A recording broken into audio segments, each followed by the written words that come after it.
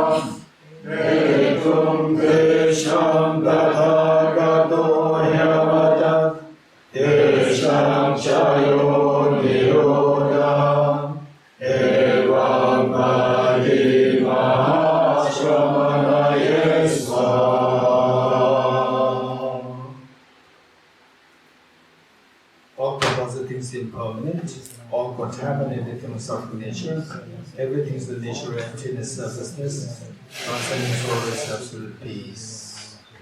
I go for refuge in the true Chen. I confess the negativities individually. I rejoice in the virtues of all the beings. I hold the precious blood in my heart.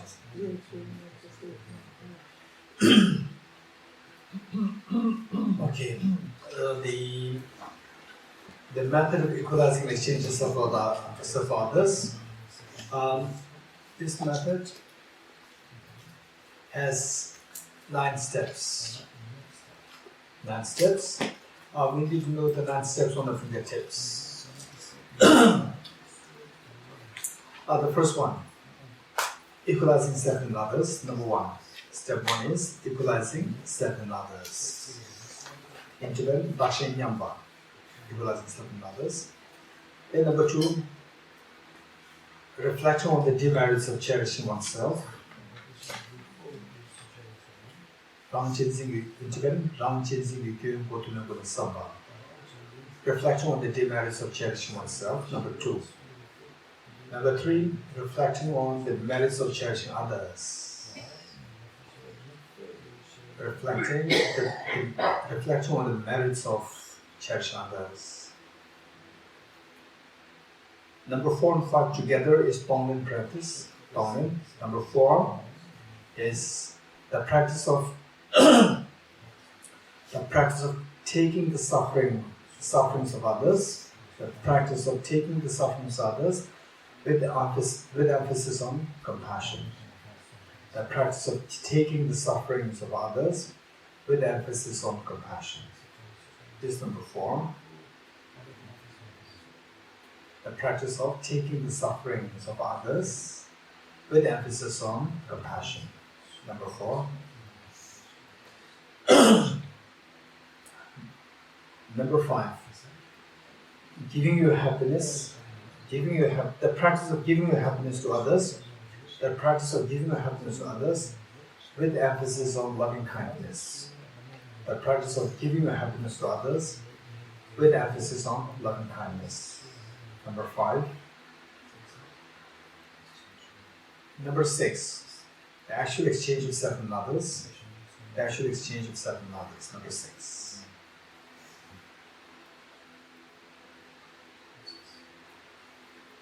Number 7, special recollection of the kindness of others. Special recollection of the kindness of others.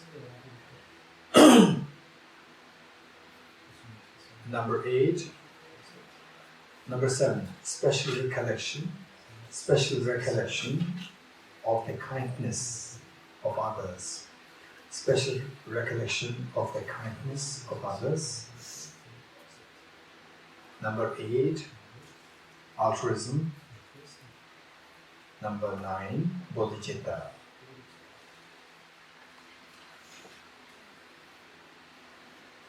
Okay, number 1, equalizing self and others. Number 2, reflection on the demerits of cherishing oneself. Number 3, reflection on the merits of cherishing others. Number 4, the practice of taking the suffering of others with emphasis on compassion.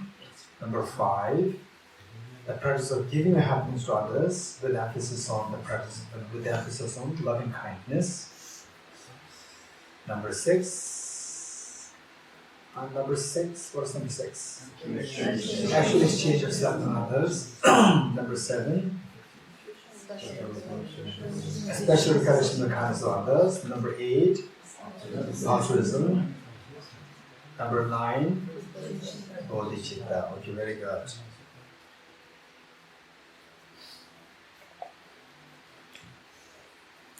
Okay. So we need to have all these 9 steps on the fingertips. I hope tomorrow morning we'll have all these on the fingertips. This is my hope and aspiration. All of us will have these 9 steps on the fingertips.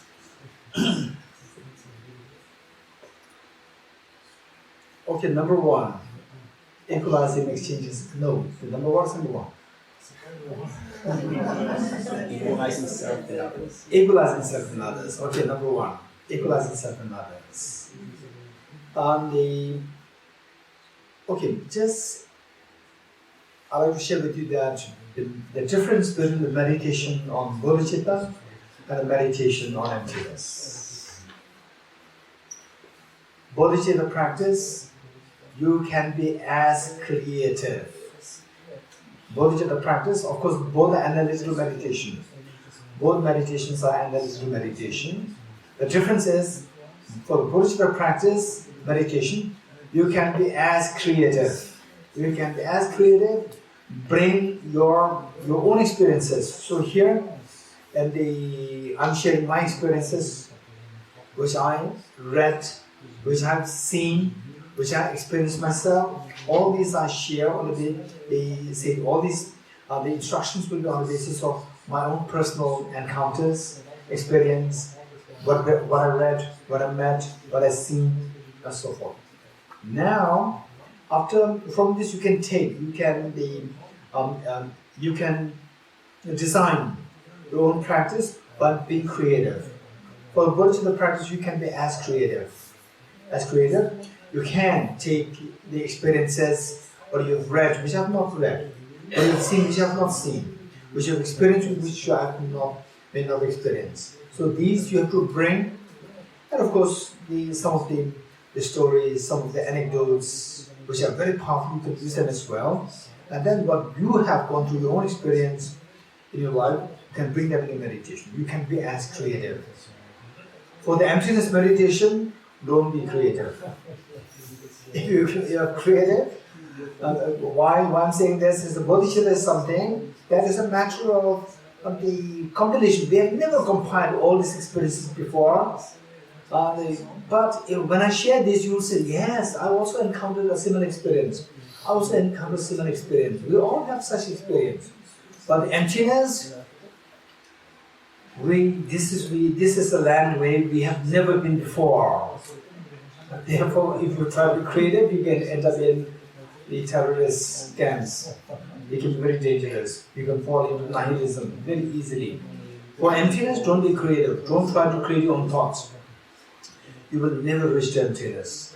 Once you get to emptiness, once you understand what emptiness is, once you get what emptiness is very precisely, where there is no the danger of getting stuck somewhere, then if you like to create it, that's fine. But for Bodhicitta, you have to be creative. If you're not creative, this Bodhicitta practice is something that you can learn so fast, but experience is so difficult. To gain experience is very difficult. For the emptiness, you learn, it'll take a lot of time to learn emptiness. But exactly emptiness, the moment you think that you've got emptiness, you discuss with again somebody who's more learned, you discuss with the person, again you see that there are many areas which you don't know, you're not clear about. Okay, so for emptiness, it'll take time for you to really understand it. Once you understand it, to get experience of emptiness, not too long, not too far away. It's quite deep. Once you get the complete study, then the experience of emptiness is said to be not too far away. It's pretty quick. Whereas for Bodhicitta, to know what Bodhicitta is, how to practice that, is very quick. You can learn it very fast. Just within 1 week, if you get 1 week, complete 1 week, you can learn the details of how to practice Bodhicitta. But to experience that Bodhicitta, it will take years and years and years. So this is the difference. Okay, so what's the first step? Equalizing self and others. The first step of the 9 steps. The equalizing self and others. The tendency that we have is naturally, what we said during I think the first day, we talked about the day when we are born on this earth. Day when we are born on this earth, we all cried. We all cried, and most likelihood, 99% if not 100%, 99% of the people cried saying that I'm hungry, I'm thirsty. Nobody cried. Nobody cried over the worry that the other infant, other baby was not getting milk. Which means that this is who we are. This attitude is known as self-centered attitude. Self-centered attitude. And we should not feel shy over having self-centered attitude. This is a weakness. We have to acknowledge that. We have to acknowledge that, and this weakness, if it helps you, be with it. But it never helps us. It only harms us. It only destroys us. It harms us. So the point is we need to know how to get rid of this. Simply by saying that, oh no, self-centered attitude is so bad, I will give this up from today. No, it's not that easy. We need 9 steps to reach there. We need 7 steps to get there. 2 methods, not just make a commitment, make a stone claim that okay, from tomorrow I will discard self-centered. No, it's not that easy. So we have to discard it. For example, saying okay. So the point is that we have to discard it in a very wise way. It's for this reason that these 2 methods are taught. And to actually practice them, experience them, it will take time. And yet, if you're consistent, you're bound to experience it. And if you expect the result to come overnight, then it will never happen. It will never happen. You have the potential to experience it, and you are deliberately creating failure on yourself. So for that matter, saying, in the beginning, we should not be too ambitious. But start, take steps. Take a small step. And then, what is more important is, consistency is more important. Consistency is more important. Okay. With this in mind, step 1, equalizing self and others. What is equalizing self and others? How we are born with self and attitude. We don't see others and me as equal. We're not born with the feeling that I and others, we are equal. Right? This was acknowledged that. And then now, after having grown, where you could think,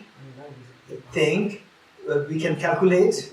So there then, when we talk about, okay, you have to kind to yourself, and then some people, they talk about, where is compassion? Okay, that's fine. Yes, compassion will come, no hurry. But we should be very realistic. What the point that I'm saying is that we should be very realistic. If you're born, day one you're born, if you cry saying that other baby is not getting milk, other is hungry, other baby is hungry, then you're very special. There are some exceptional beings who are born like this. Otherwise, 99% of people, we are born with what? With selfishness or self-centered attitude. So we have to acknowledge that. Only if we acknowledge our weakness, the faults that we have, then we can put effort to get rid of them.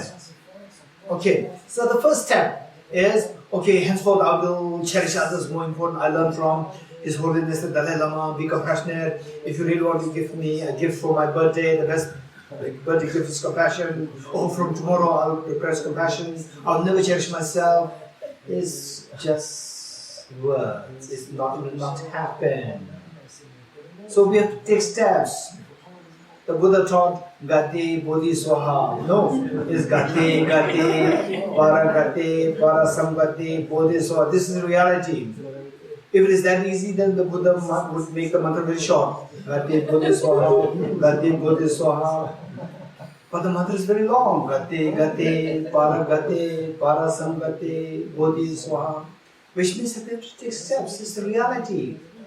Until we are realistic, we will never succeed in giving yourself the maximum happiness. The fearlessness and the infinite impossible. The first thing that we need to be is that we should be realistic. We should be very objective. We should be very realistic. This is another thing I like to emphasize. We should be very objective. What do you mean objective? Science talks about the need for objectivity. The need to have objective approach, which means that our thoughts should not influence what is happening. We should be very objective to see what is really there. Likewise, say, if I don't like person A, whatever person A does is negative. This is totally non-objective. With this non-objective view, you can never follow this path, Gati, impossible. So in the first place, we should have a very objective view, meaning that, see if you can be of this kind. For example, person A is a very good person. Somehow two of you have a clash. And everybody around, they praise person A so much. And person A, of course, has many good qualities. And some mistakes also there, some errors also there. And you very clearly see the errors. So, another person praises the person A. What is your attitude? Would you praise? Would you join the person B in praising person A? Or you will say, yeah, but. You're so good at this. Yeah, but. Right? And if one is little mindful, okay, I attended Kalachakra Center Bodhicitta retreat. Okay, I should be objective. And but, I should not say but. Right? Okay, so you don't say but. And then person B is praising person A.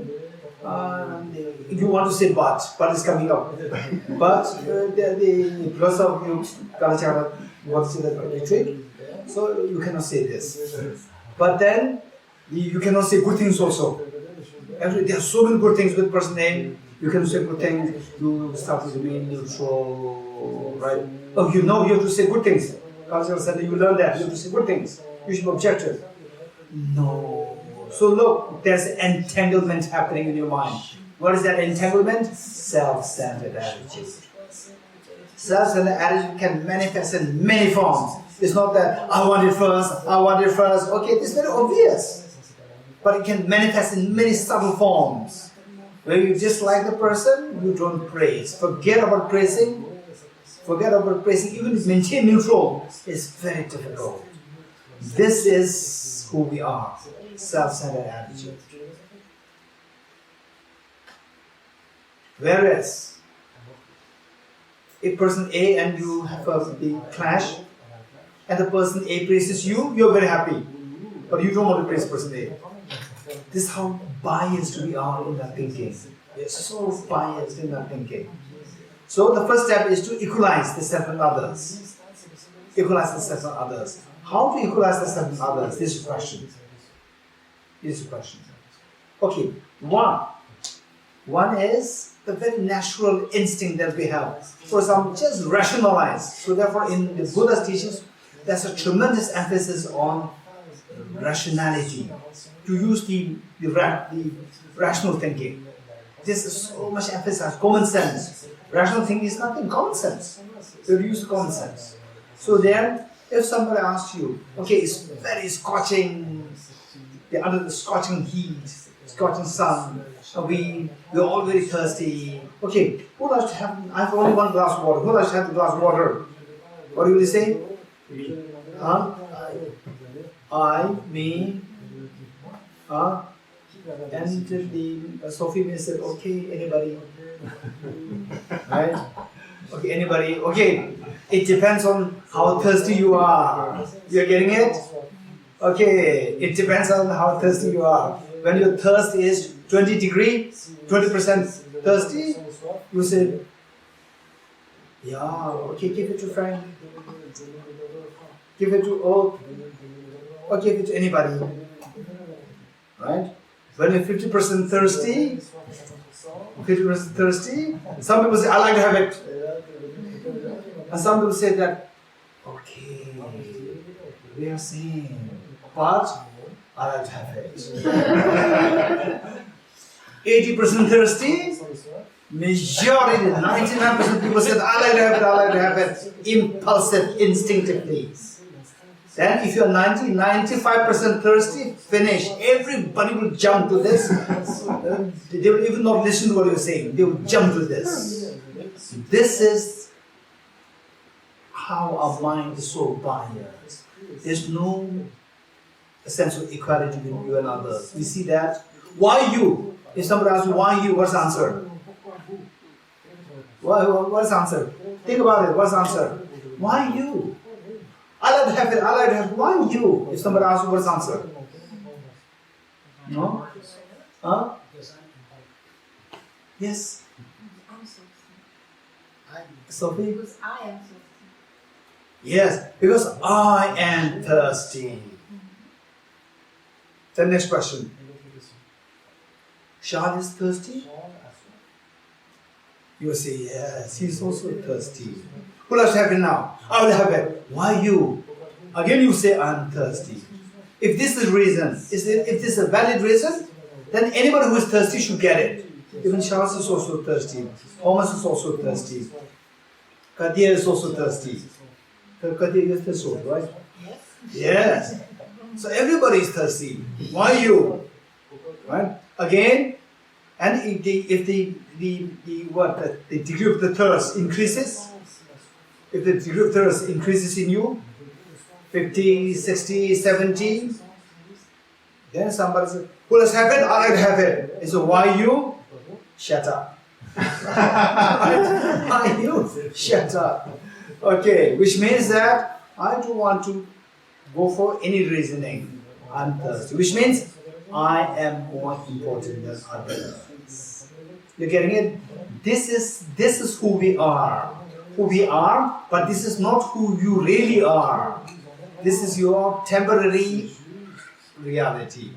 It's not really who you are. This is not your true nature.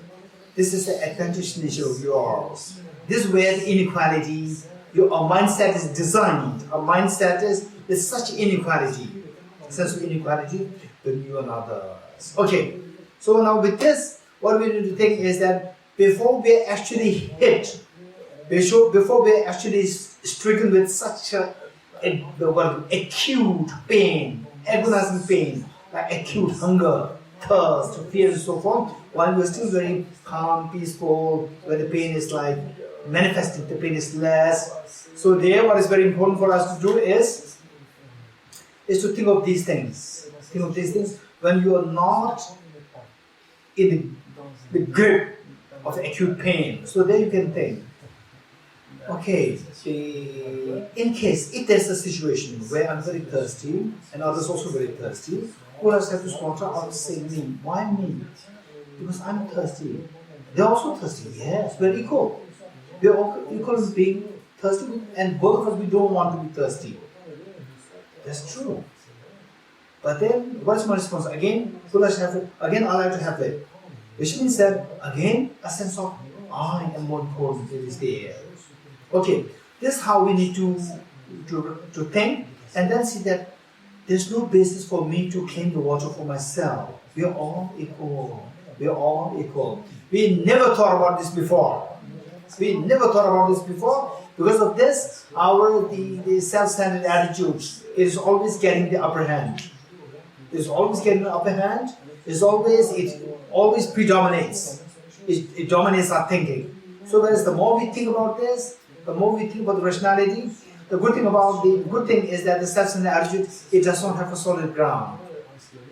The ground is missing. Because when you rationalize, self-centered attitude does not have the ground of the rationality. So then the self-centered attitude will become weaker. Okay. So this is where we need to think very seriously that we are all equal in wanting happiness and not wanting suffering. There's no reason why I should get a preference. There's no reason why I should get a preference. Okay, so it seems like when you see like this, it's very self-denial. It's very self-denial, right? I don't have any reason why I should be why should I should get this special treatment? Why I should be treated as special as the exception? Why I should be a special? There's no reason. It's very self-denial. No. Why we are doing this practice is okay. So it is like actually a form of how we go into the surgery, how we go into the operation theater. Okay, before you go into the operation theater, what should you do? You should sign something, right? Patrick, did you sign?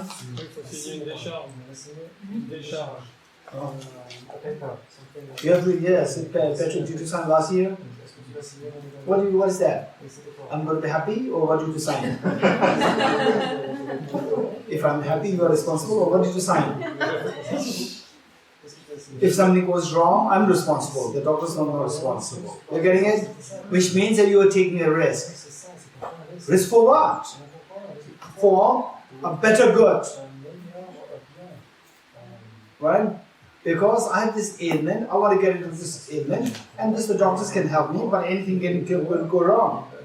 Which means that at the outset, it's quite apprehensive, quite scary. So therefore, at the outset, it seems to be quite self-denial, right? Why should I get the privilege? Why should I be treated as special? When you say like this, it's like self-denial. It is like signing this paper saying that that the doctors are not responsible if something goes wrong with me. So this is like this. It's exactly like this. Whereas when you practice of compassion, then these small thoughts come in, like self-denial. Then you make it as a huge. With the surgery, no problem. You sign it, right? So finally, surgery, of course, is for your good. But to do this practice, guaranteed no side effect. Practice of compassion, where it seems like a self-denial, there's no side effect. Instead, guaranteed that you're going to succeed. Whereas with the surgery, it's not guaranteed. The signature is in case something goes wrong, nobody's responsible, I'm responsible. Whereas for this practice, although it sounds like there's self-denial there's no side effect. You will keep becoming happier. Guaranteed. Okay. So this requires some wisdom to see that bigger picture. Then you will find joy in this practice. Okay. So the point is, in what way you are equal with others? That we are all equal in wanting happiness and not wanting suffering. Because of this, there should be no presidents. There should be no presidents, or there should be no the special privilege for me. We are all equal. Number one. Number two. Number two, reflection is so important. Number two, reflection is so important. Okay, I don't want to elaborate too much on this, and you may not find this in the text. You may not find this being taught by other teachers. Okay, this is very important. And when you think about this, it will make this practice, the first step, equalize yourself with others, very easy. That is, that we are all equal in having the Buddha nature. We are all equal in having the Buddha nature. I have the Buddha nature, they also have the Buddha nature. If I'm very special, because of the Buddha nature, everyone else is also very special because of the Buddha nature. Okay, why this practice, this second thought process is very precious, is that imagine, it helps me a lot. Imagine that there's somebody who's a very difficult person. This same difficult person also has a family. And same difficult person who, whatever you do, the person will see fault in you. But the same person, whatever his daughter or his son does something, young tender son, not the big son, young tender son or the tender daughter does something, whatever the daughter does is so beautiful to the same person. So this person has the capacity to see things so beautifully. If somehow, through some ways, the person becomes very close friend of you, whatever you do, the person will see so nice in you. Guaranteed. And the question is, does this person have that capacity to feel, to see good things in me? Does this person have that capacity? 100% yes, the Buddha nature is there. If his or her mental defilements are removed, the Buddha nature becomes manifest, the person will love you the way the Buddhas love you. You will see every breath, every step you take, everything, every gesture that you engage in, the person will see it so beautiful. The way the mother cuddles the young child, young baby, 1 year old, 1 year old, 2 years old, and smiling at the child. And child does not know what is this gesture of smile. But the mother is smiling, talking to the child.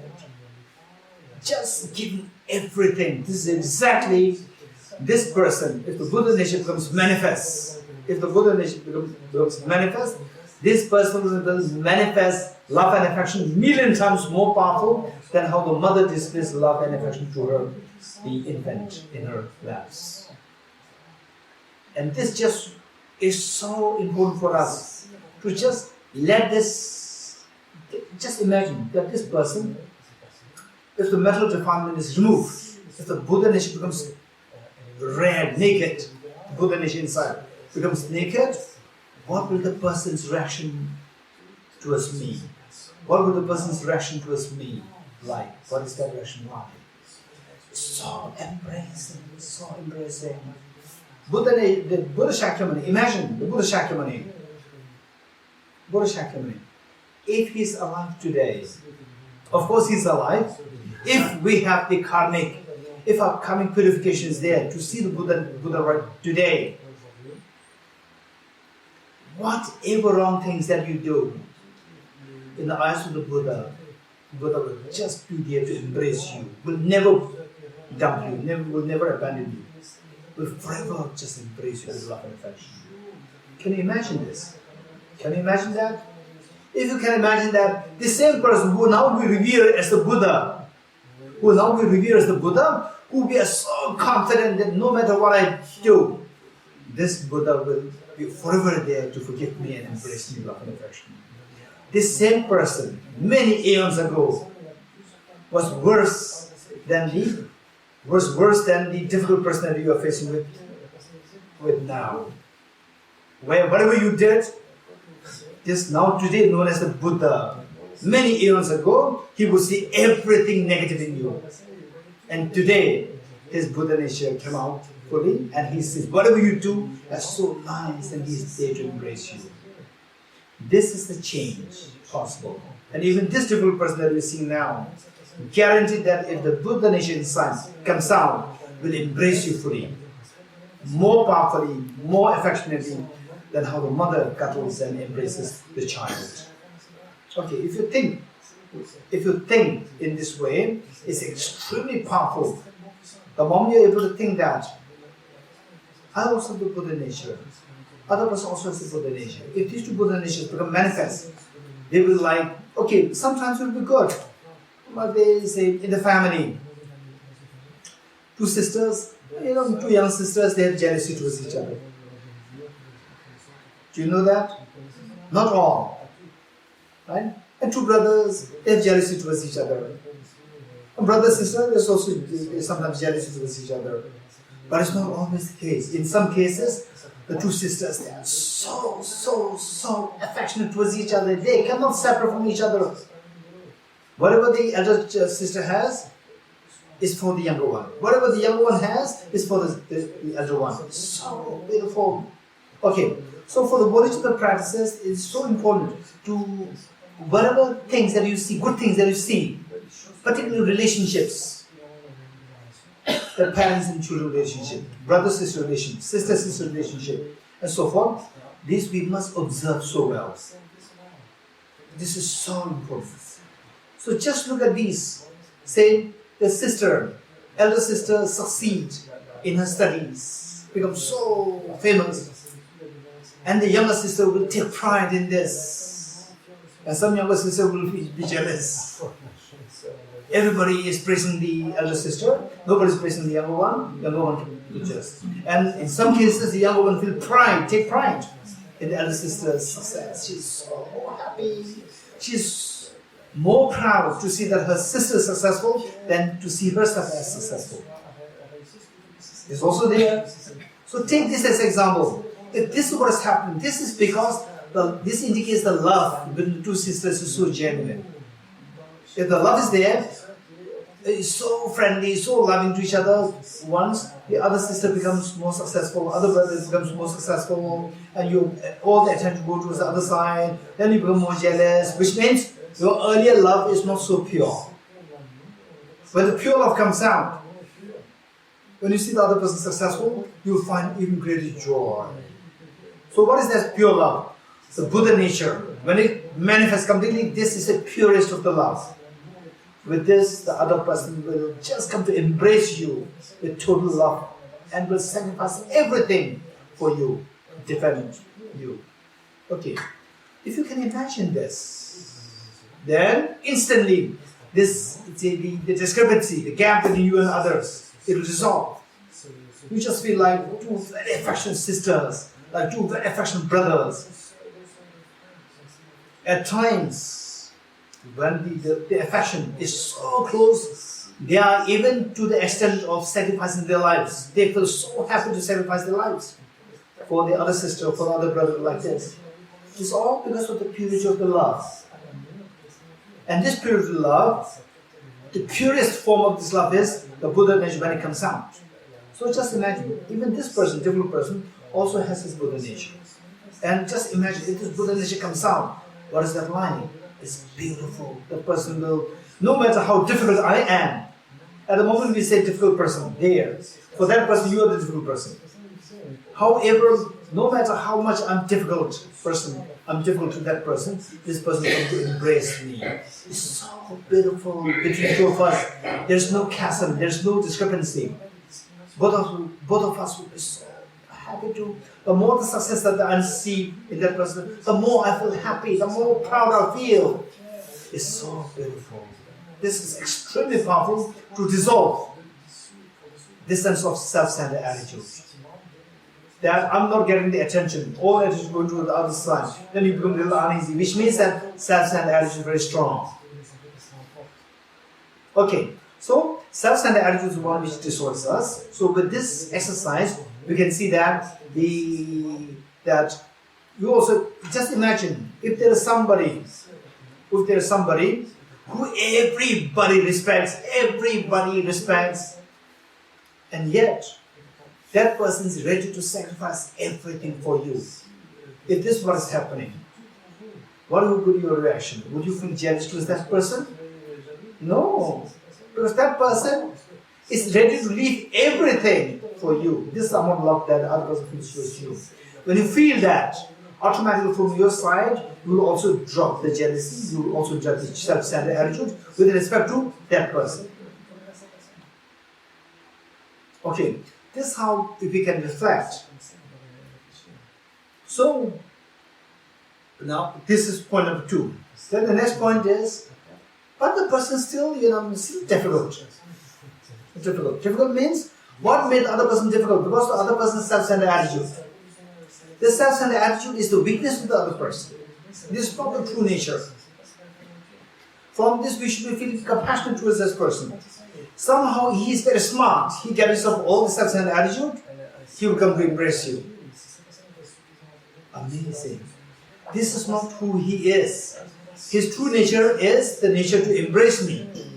Right? So here we are focusing on embracing me, being loving to me. This because we are still very self-centered ourselves.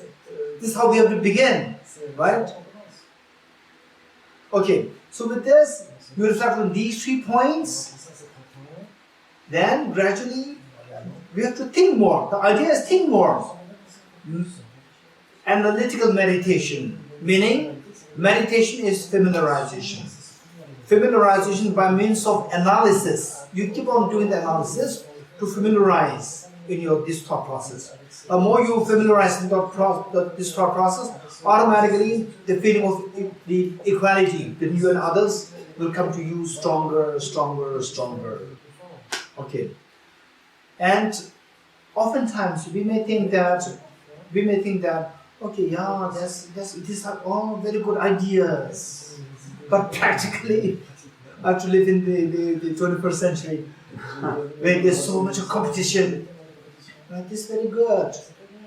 This is very good for the isolation, in the hermitage. This is very good practice, but it doesn't work in the city. Okay, this is what we can think. Just keep in mind, believe it or not, we are all dependent origination. Even though we think that, no, I can't, this is not good idea, but it will not really work with me.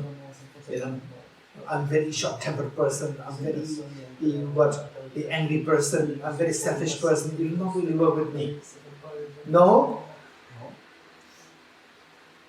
I'm not saying you to change overnight. This is not what I'm saying. Be who you are. Whatever you are, whoever you are, be with that. Meanwhile, also leave a small slot for thinking. Keep in mind that I'm also dependently originated. I'm made of 6 elements. Element earth, the solid part of me. Element water, the blood. Element fire, body heat. Element air, the air that I breathe in and out. Element of space, element of consciousness, mind. I'm just made of these 6 elements. Separate the 6 elements, this origin disappears. There's nothing there. It's just dependent originated. Okay. Say, if this, say, the body and the mind. If this body is young, we say Dorji is young. If this body is old, we say Dorji is old. If this mind is compassionate, Dorji is compassionate. If this mind is very selfish, Dorji is very selfish. This is how I am. I'm just dependently originated, but dependence on other factors. So, look at a stupa. Say a stupa. stupa. They put a stupa. Say,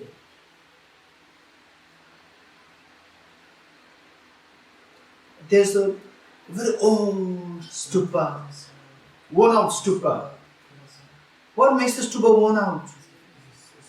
What makes the stupa worn out? What makes the stupa worn out? Because this stupa is dependently originated. Do you agree with me? This stupa is dependently originated. If this stupa comes into being by dependence on, say like 1,000 bricks, 1,000 worn out bricks. So the stupa seems to be worn out. Right? So this stupa is worn out simply because the factors dependent upon which the stupa came into being, these factors are worn out. If you don't want to have this stupa worn out, what do? Is remove the factors. Remove one worn out brick, replace it with the golden brick. Replace the next, remove another worn out brick, replace it with the golden brick. One by one, gradually this stupa will start to glow. And then at one point, all the factors which made the stupa worn out, they are all removed, and all new factors of gold, they come into being. And the stupa is the golden stupa. This is the reality. Likewise, we are like the worn out stupa. We are made of dependent origination. We are dependent origination. We come into being by dependence on many other factors. We have to change these bricks within us. Remove the worn out bricks, replace them with the golden bricks. For example, coming to Kalachakra Center, and then we are all studying this, we are all celebrating Saint Cosmes' birthday, right? We are not celebrating Stalin, we are not celebrating the Mao Zedong, right? We are celebrating a very pure soul, His Holiness the Dalai Lama, which is that we admire his qualities. The moment we admire his quality, one admiration comes, one golden brick is added. One golden brick is added. The moment we study, step one, what's the first step? Equalize and step others. When you say this, one golden brick is added. This is how the stupa, one of stupa of we in the form of one of stupa, is slowly being changed by removing the factors. When this happens, one day you will shine. You will feel that you will feel, me and others, we are all same. Why should I be treated as special? No need. Treat as equal. Right? And then at a certain point, you will see that others are more important than me. This will happen. It's a matter of practice, which means that we need time to put in replace the worn out bricks with the golden bricks. We need time. Don't expect to happen to see that everything is happening overnight. Don't expect that. But what is required is never give up. Just keep removing the worn out bricks and keep replacing them with the golden bricks. Keep doing that. That is important. Consistency is very important. Okay. So with this, then at a certain point, then you will reach up to a level whereby, for the ordinary people, conventionally, they will say, of course, this is your right. But you will see that no, me and others were equal.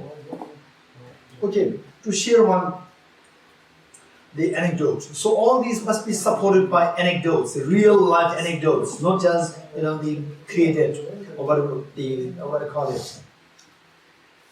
Just the fairy tales. So not supported by fairy tales, supported by real life anecdotes.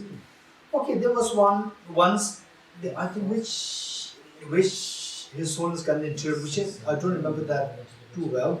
I think it must be 98.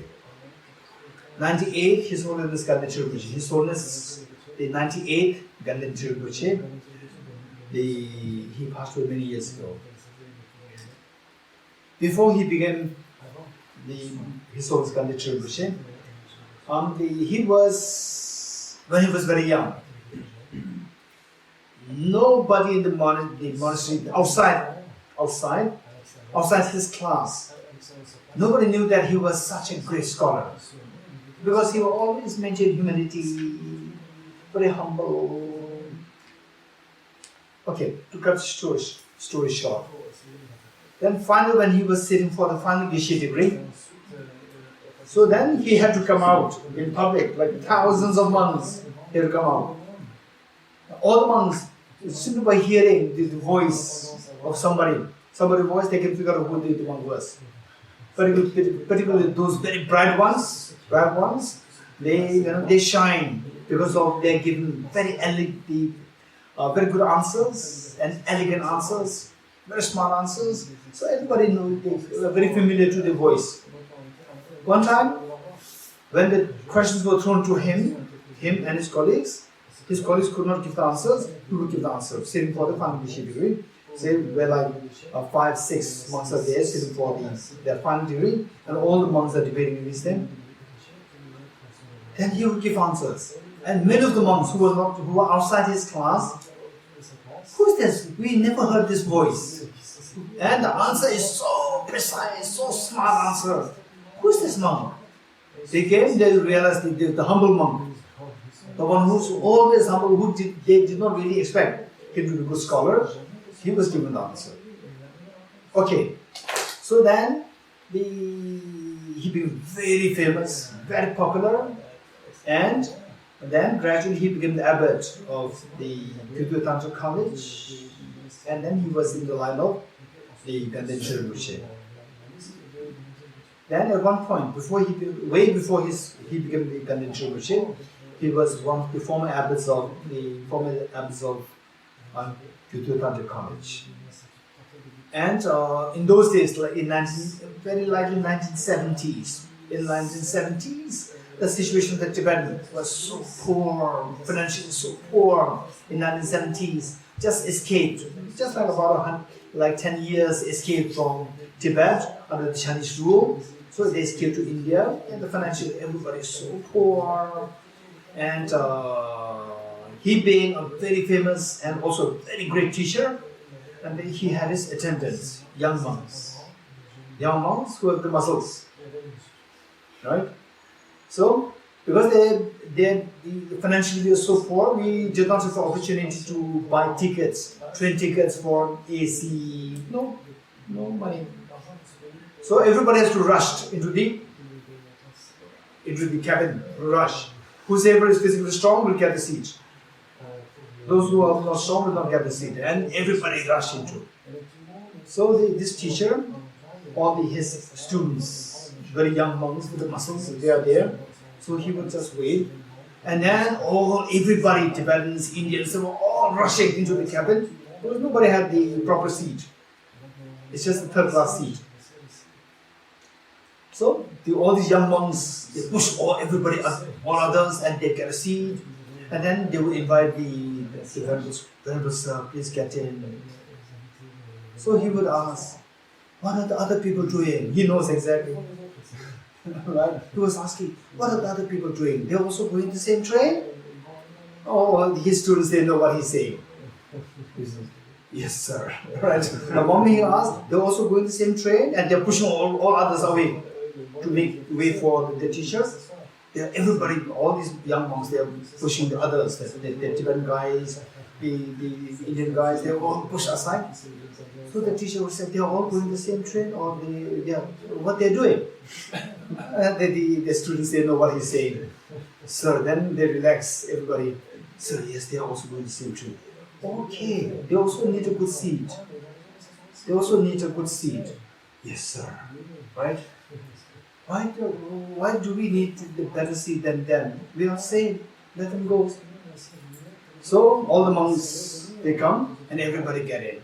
Then finally the teacher did not get a seat and he's standing, he doesn't mind.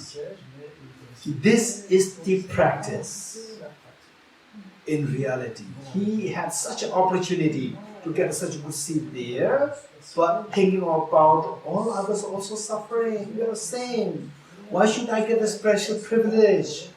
Right? This is the practice in reality. Okay. On the aeroplane, the aeroplane lands, everybody's hurrying. Everybody's in a hurry, right? Everybody lands, and then a hostess has to say, "Oh no, please take a seat, please take till the what? The seatbelt sign is off. Please take a seat." Right? Okay, everybody's taking seats. The moment the seatbelt sign is off, ding, everybody gets up. It's so like they're going to get their home fast. No, they all have to get to the baggage claim. Right? Baggage claim, they will reach to at the same time.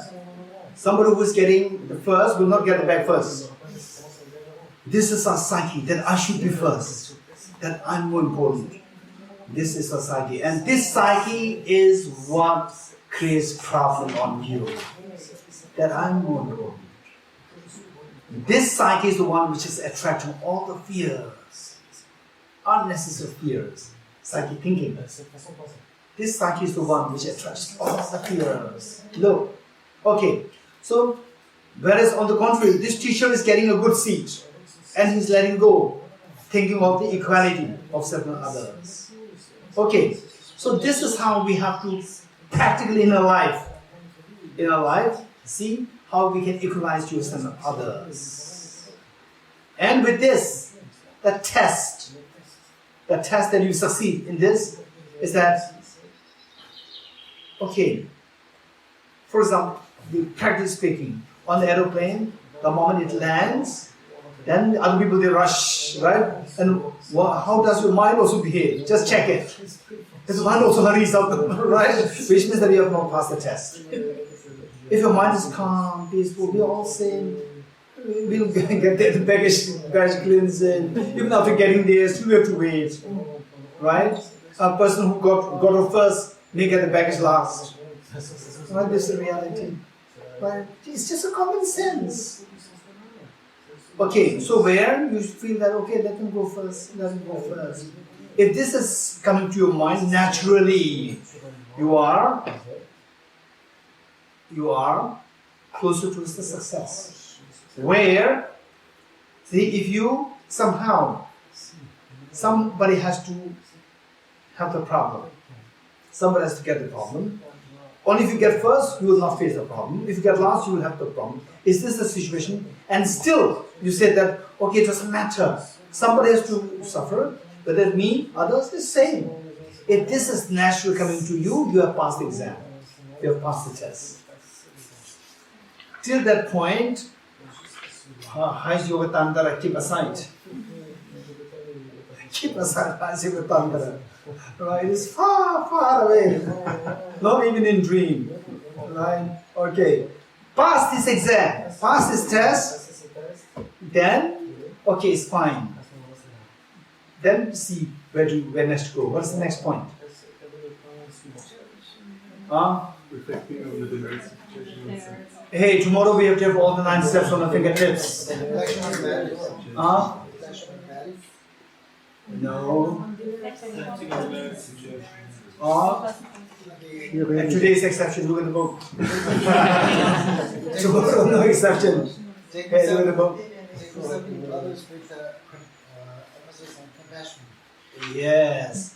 Taking the suffering. Oh, no. No.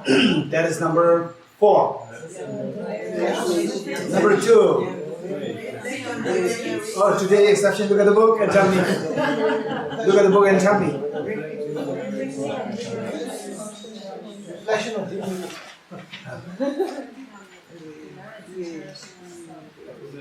Pamela? Reflecting on the demerits of cherishing oneself. Very good. Reflecting on the demerits of cherishing oneself. Okay, tomorrow we need to have all the 9 steps on the fingertips. Okay, we'll stop here.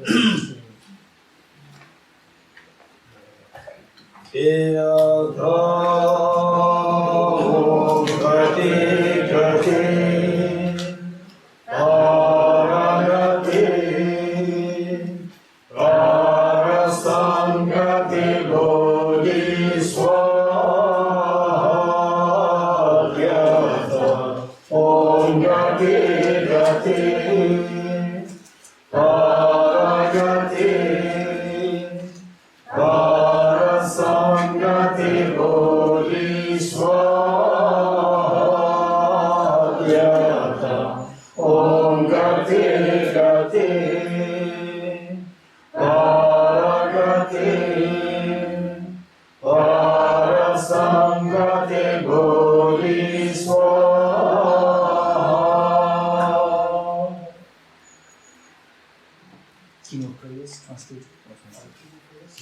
Good. Okay, page 261. Dedication, single prayers. Page 261.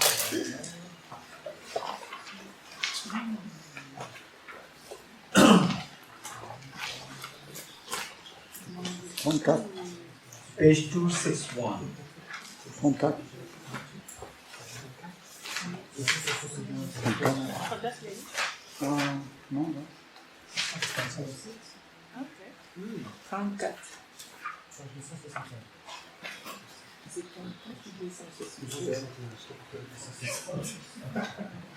Well, I'm not so pleased, very smart. Okay, page 261. We are doing this special prayer for the long life of His Holiness the Dalai Lama, and that His Holiness has a very healthy, good health, exceptional good health, and that His wishes be fulfilled spontaneously. Page 261. Page 261. English, page 261.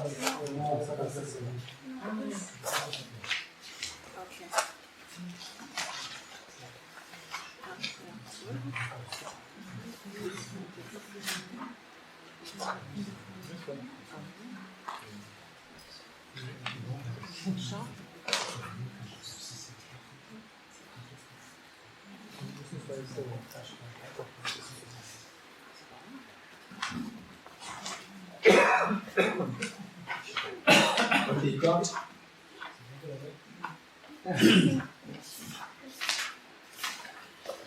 Okay.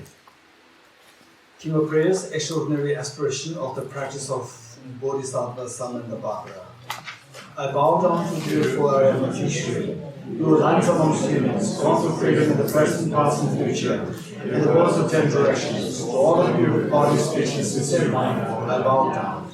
With the energy and aspiration for the Bodhisattva way, with a sense of deep respect, and with as many bodies as atoms of the world.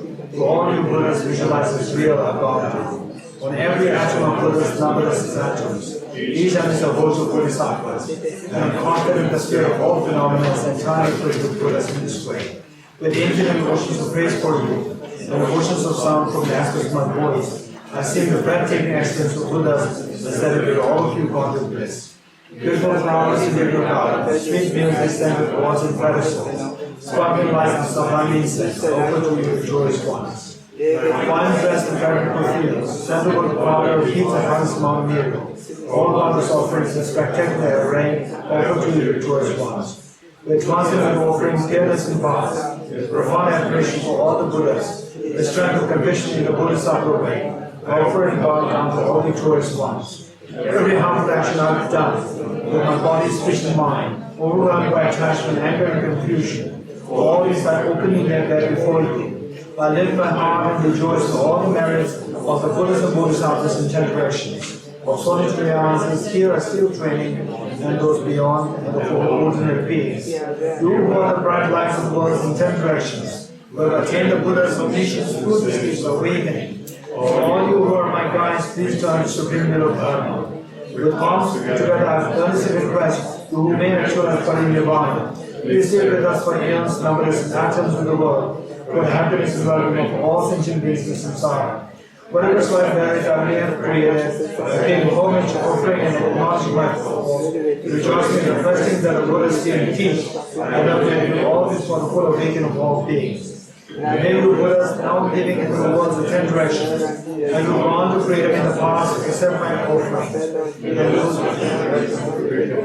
minds awakening as fully awakened enlightened ones. May all worlds in 10 directions be entirely pure.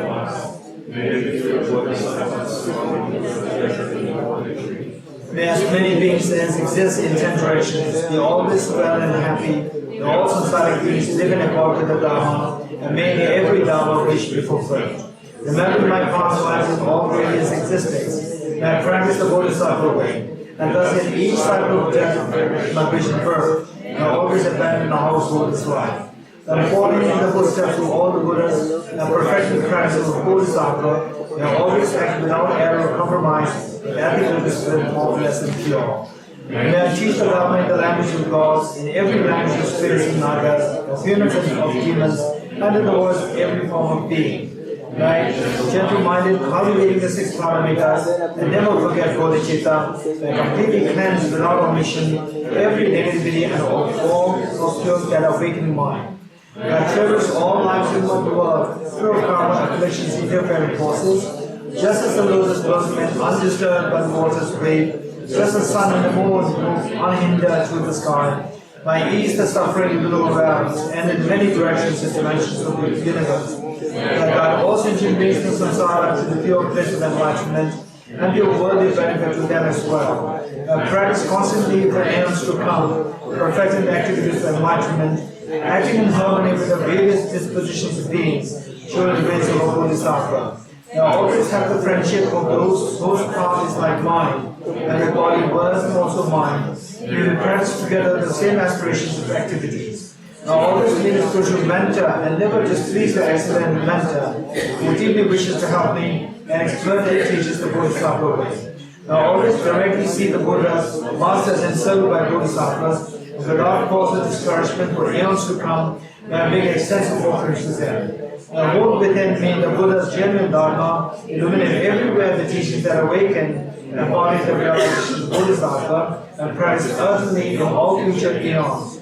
While struggling through all stages of existence, where become an endless treasure of good qualities, skillful means, wisdom, samadhi, and liberating stabilizations, and limitless pristine wisdom and merit.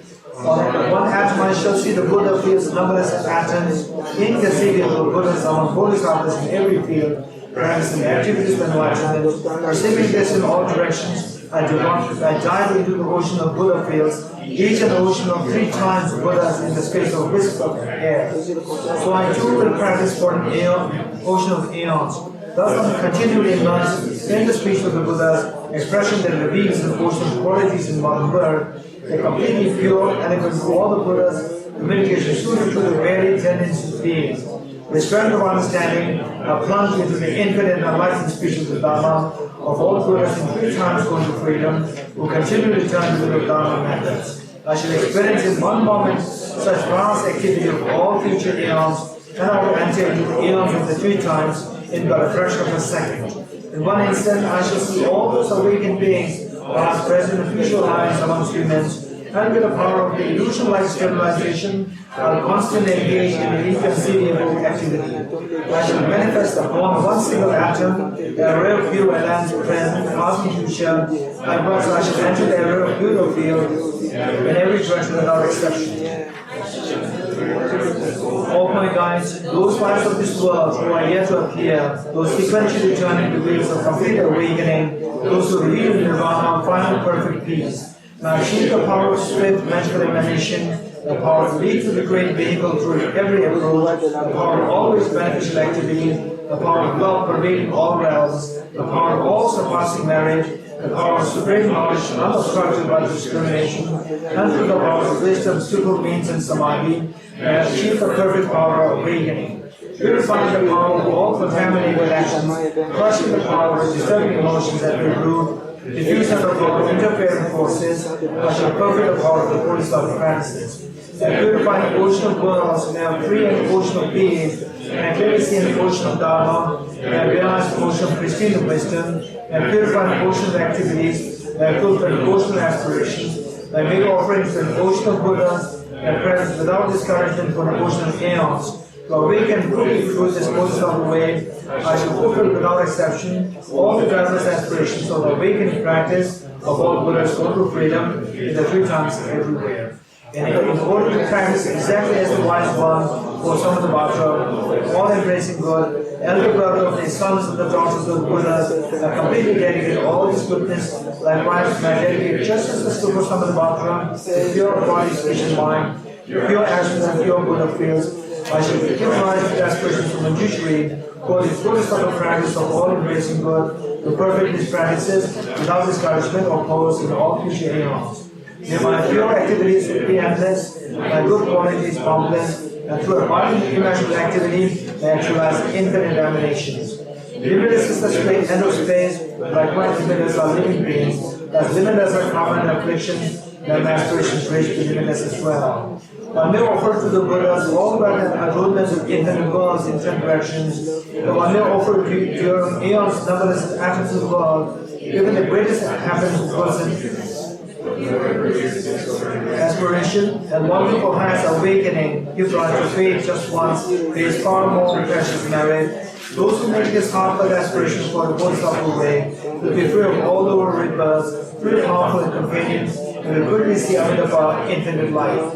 And even in this very human life, they will be nourished by happiness and have all the difficult circumstances. Without waiting long, they will become like Amitabha himself. Those who give voice to this extraordinary aspiration will quickly and completely purify the fun created out of the heart of ignorance. Blessed with supreme knowledge, excellent body, family, attributes, and appearance, they will be inconceivable to vast and inferior forces and living teachers, and all the three worlds will make offerings. When bringing to those noble Bodhi dreams and sitting there in various ways, subduing all the different forces, will fully awaken and return the great good of Dharma. But no doubt that complete awakening is the fully right result comprehended only by the Buddha, who wholly in mind by teaching, reading, and reciting his aspiration of the Bodhisattva practice. In order to be trained just like the hero Manjushri, who knows reality as it is just like Samadhi as well, but completely dedicate all his goodness, just as they did. That dedication which is greatest by all the Buddhas gone to freedom in the few times, I do dedicate all my rules of goodness for the attainment of the Bodhisattva practice. But the moment of my death arises by eliminating all obscurations, and directly proceed Amitabha, and go immediately to Sugavati, pure and of great joy. Having gone to Sugavati, I actualize the meaning of these aspirations, fulfilling them all without exception, for the benefit of beings for as long as this world endures. Born from an extremely beautiful superlative lotus in the joyful land, the Buddha's magnificent mandala, and I received a prediction of my enlightenment, learning from the Buddha Amitabha. Having received the prediction there, and great vast benefit for beings throughout the 10 directions, with a billion emanations by the power of wisdom, to even the small virtue I have accumulated, by offering this prayer of the Bodhisattva practice, the all the cosmic aspirations of beings will fulfill in an instant. Truly creating limitless merit by dedicating this prayer of Samadhi deeds, they all beings drowning in the struggle of suffering enter the presence of Amitabha. Through this game of aspirations, which is the greatest of the sublime, having infinite introduced in samsara, through this accomplishment of scripture dazzling with some of the Bhagavata's practice, there is something else about the antidote of all days.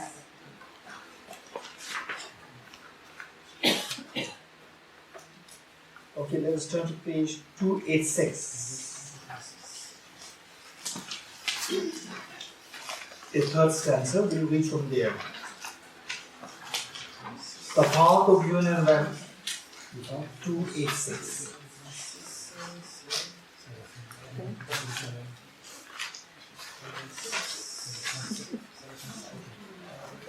The path of union and emptiness.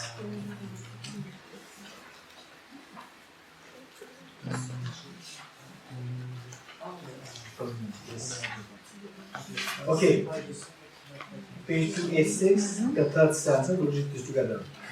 The third stanza down. The path of union and emptiness and compassion is loosely explained by the Prachara Bodha Dharma in the being's land of snows. With the lotus soul of Tenzin Gyatso, we subjugate with the new wishes of hope for spontaneity. May the operations of evil thoughts and deeds of the negative forces, humans or non-humans, performed by military perverted prayers, against the teachings of the Buddhas, be totally vanquished through the truth of the spirituals. In all my life, never separated from perfect gurus, enjoy the immense Dharma, by completing the quality of the stations of past, and through that in the spiritual Dharma. Throughout my future lifetimes, may I always be guided by our Manjushri and be able to uphold the Dharma in general and the teachings of the Panic Resignation in particular, given the course of my life.